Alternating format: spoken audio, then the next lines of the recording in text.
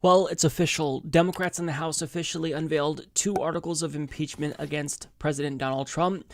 I will let Representative Jerry Nadler explain what those two articles of impeachment are. Let's watch. Over the last several months, the investigative committees of the House have been engaged in an impeachment inquiry into President Donald Trump's efforts to solicit foreign interference in the 2020 elections. Efforts that compromised our national security and threatened the integrity of our elections. Throughout this inquiry, he has attempted to conceal the evidence from Congress and from the American people. Our president holds the ultimate public trust. When he betrays that trust and puts himself before country, he endangers the Constitution, he endangers our democracy, and he endangers our national security. The framers of the Constitution prescribed a clear remedy for presidents who so violate their oath of office. That is the power of impeachment. Today, in service to our duty to the Constitution and to our country, the House Committee on the Judiciary is introducing two articles of impeachment charging the President of the United States, Donald J. Trump, with committing high crimes and misdemeanors. The first article is for abuse of power. It is an impeachable offense for the President to exercise the powers of his public office to obtain an improper personal benefit while ignoring or injuring the national interest. That is exactly what President Trump did when he solicited and pressured Ukraine to interfere in our 2020 presidential election, thus damaging our national security, undermining the integrity of the next election, and violating his oath to the American people.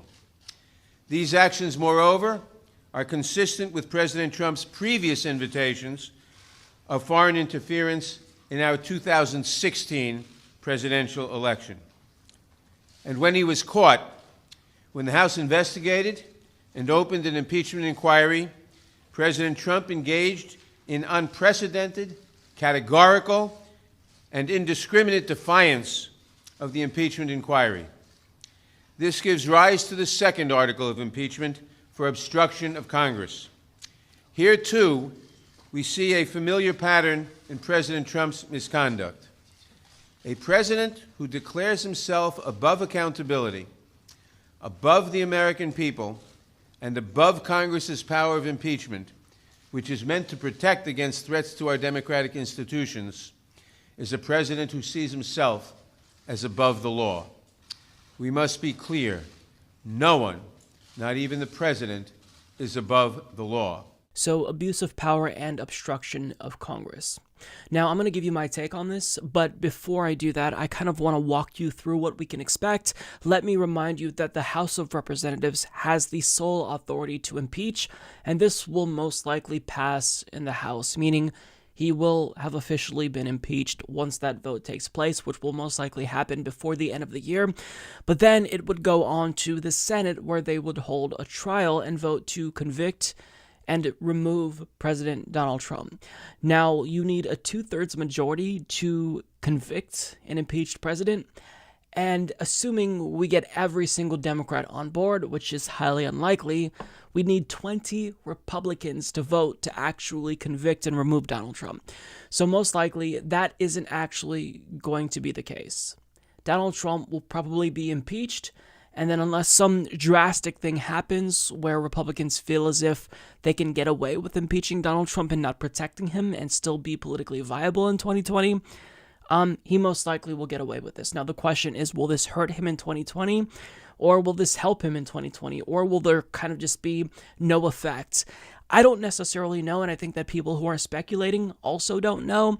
There's a number of ways how this can play out, but what we do know is that Donald Trump will be impeached most likely, and then in the Senate, that is where this story will end. Now, what's interesting is how this will take place in the Senate, because you're kind of seeing this divide between Donald Trump and Mitch McConnell when it comes to the way that they both want this to play out. So Mitch McConnell expectedly wants this to be a really quick endeavor. He just wants to hurry up, have the trial, vote on it, and then move on, so that way they can get back to doing nothing, I guess. And that will most likely take place before February, in early January is what I'm assuming.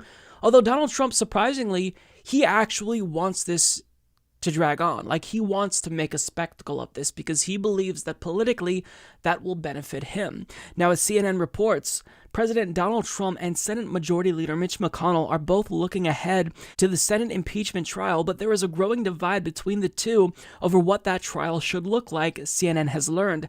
In conversation with the White House, the Kentucky Republican has made clear he hopes to end the trial as soon as he can, an effort to both get impeachment off his lap and protect his conference from potentially damaging votes should the process break out into partisan warfare. That will include a continuous whip count until McConnell feels he has the votes to acquit the president and end the show. He has even floated a 10-day minimum during these talks, one person said. But the show is exactly what Trump wants. He's made clear to advisors privately that rather than end the trial as quickly as possible, he's hoping for a dramatic event, according to two people familiar with his thinking. He wants Hunter Biden, Representative Adam Schiff, and the whistleblower to testify. He wants the witnesses to be live, not clips of taped depositions, and he's hoping to turn it into a spectacle, which he thinks is his best chance to hurt Democrats in the election. Now, what I think is interesting is that for how much the right accuses Democrats of pursuing impeachment specifically for purposes of political expediency, here we have Donald Trump basically saying pretty explicitly, I want to drag out this trial because I think this will help me politically in 2020. Isn't that interesting?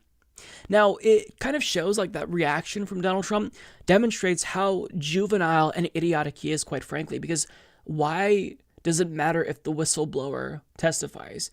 The whistleblower is irrelevant at this point. Why would we need Hunter Biden to testify in your impeachment trial to confirm that there is nepotism and that's a problem in politics?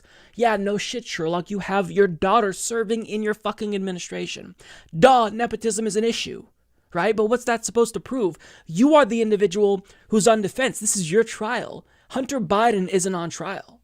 The whistleblower isn't on trial. So the fact that he thinks he can turn this around and make it about other people when he's the one on trial shows that he doesn't really understand how the process works. And it also shows how cocky and arrogant he is. He thinks that this is going to help him. He has no doubt about that. And maybe it will help him.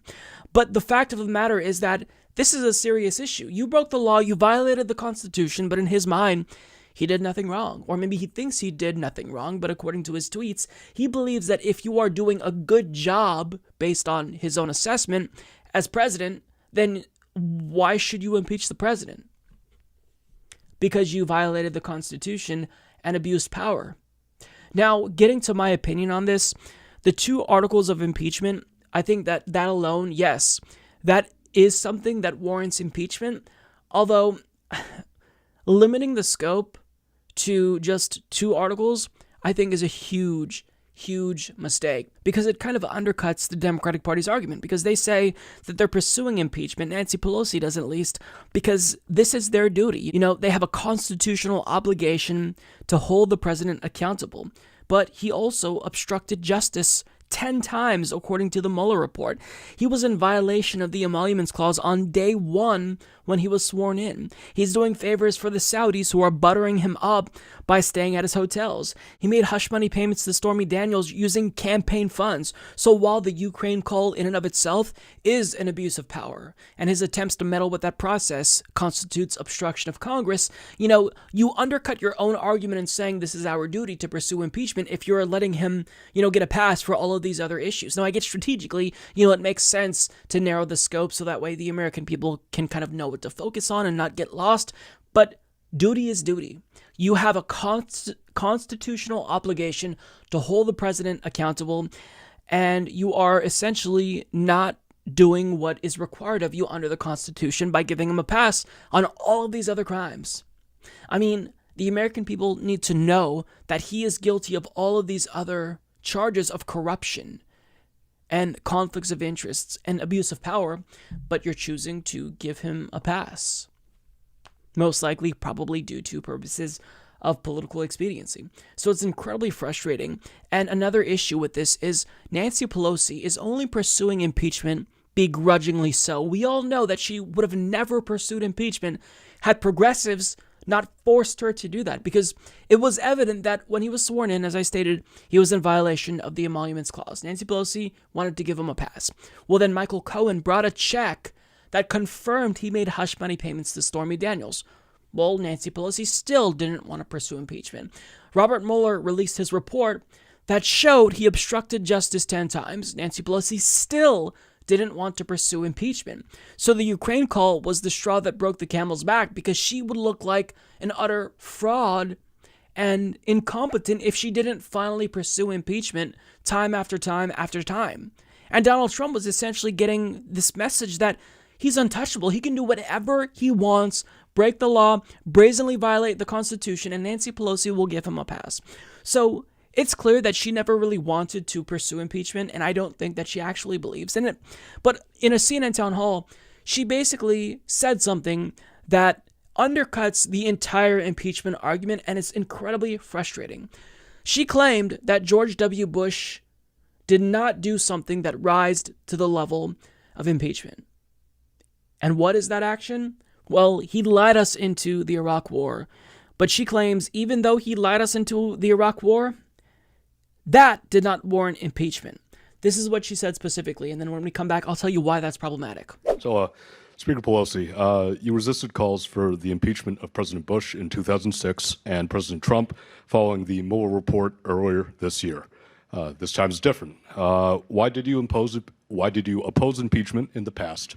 And what is your obligation to protect our democracy from the actions of our president now? Thank you. Thank you for bringing up the question about, because when I became Speaker the first time, there was overwhelming call for me to impeach President Bush on the strength of the war in Iraq, which I vehemently opposed. And I said at other places, that was my wheelhouse. I was intelligence. I was the ranking member on the Intelligence Committee, even before I became part of the leadership of Gang of Four. So I knew there were no nuclear weapons in Iraq.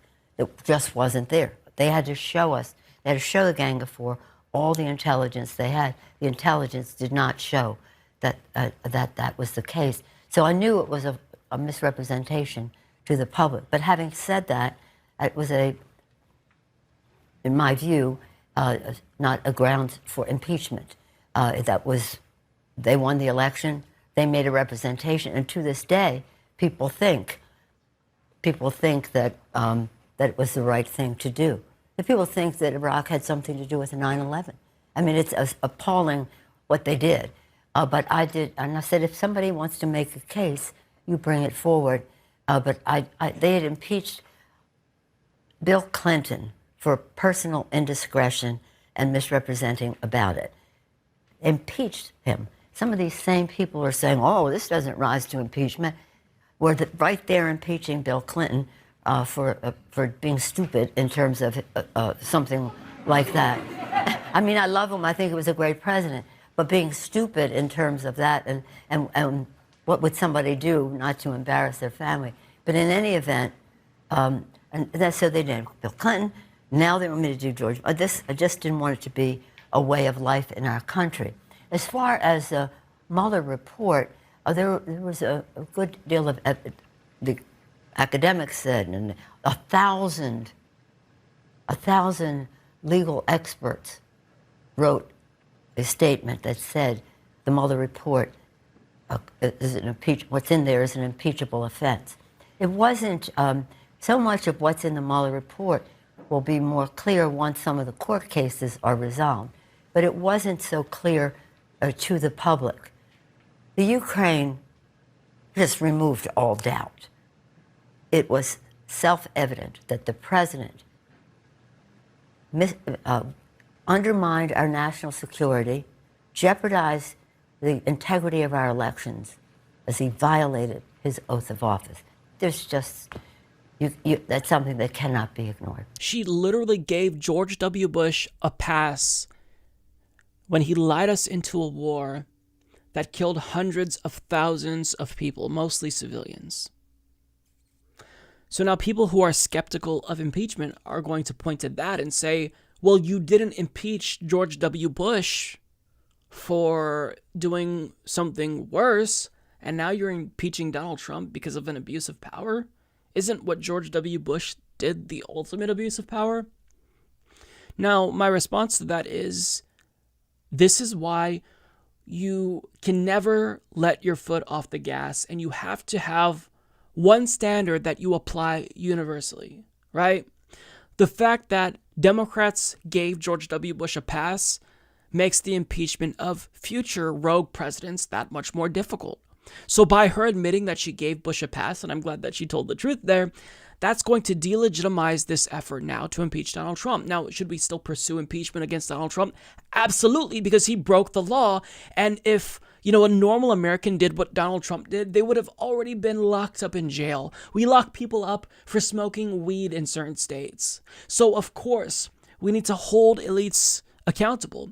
But this is what happens, right? The more that you give elites a pass, the more difficult it becomes, the more that, they'll use this against you when you finally do want to hold people accountable.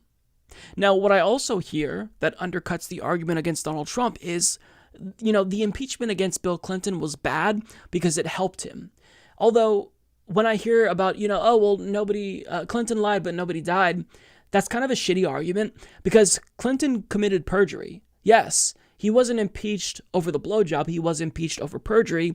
And while that probably isn't as bad as what even, Andrew Johnson, and certainly not as bad as Donald Trump or George W. Bush did or Richard Nixon did, that's still perjury. Like, if a normal American committed perjury, that individual would undoubtedly be prosecuted. So we need to stop giving elites a pass. And we need to acknowledge that if we are going to live in a system with fair justice, then we can't allow for a two-tiered justice system where elites get a pass. And, it's okay. I know that they broke the law, but nobody died. Or, it's not as big of a deal as this other president who broke the law, but we didn't convict. No. It's time that we stop being cowards and we actually hold elites accountable. And yes, that means basically impeaching every single president because most of them break the law. But do you want to know why most presidents are violating the Constitution and being openly corrupt and doing war crimes? It's because we never fucking hold them accountable. So we're finally doing that with Donald Trump. And I get being skeptical about, potentially bad ramifications. This could help Donald Trump, but here's the thing, political considerations aside, we have to do the right thing. And the right thing, of course, is to impeach Donald Trump. And going forward, we impeach every single president who breaks the law or violates the Constitution. None of them should get a pass, Republican or Democrat. Because, again, if poor people did what Bill Clinton or Donald Trump or any president, George W. Bush did, they would be imprisoned. So why are we giving elites a pass? The answer is we shouldn't. So here's what I say about the impeachment of Donald Trump. I agree with these articles of impeachment. I think that the Ukraine call, of course, demonstrated an abuse of power, and that warrants his impeachment and removal. Probably not going to happen. He's not going to be removed. Regardless, we take it as far as we possibly can go. And anyone who votes against this, any Republican or Democrat who does this for purposes of political expediency, let history judge them. But what we do is we pressure Democrats to do the right thing. And as someone who has been urging Democrats and lambasting them for not being strong enough against Republicans, even if they've failed to hold rogue presidents in the past accountable, that doesn't mean that we shouldn't hold them accountable now. So let's agree going forward, we stop giving people in power a pass. And yes, I believe that the scope of this impeachment inquiry should have been broadened. There should be more articles of impeachment filed against Donald Trump. Regardless, this still warrants impeachment, and we need to take this as far as we can go, which will most likely be the Senate. But regardless, we'll at least be satisfied knowing that we did the correct thing. We held these rogue tyrants who think that they can get in power and do whatever the fuck they want accountable. And I'll leave that there. This is about principle to me. The Humanist Report is fake news. Mike only cares about Crazy Bernie and his wacky socialist ideas. Sad, very sad. I'm unsubscribing.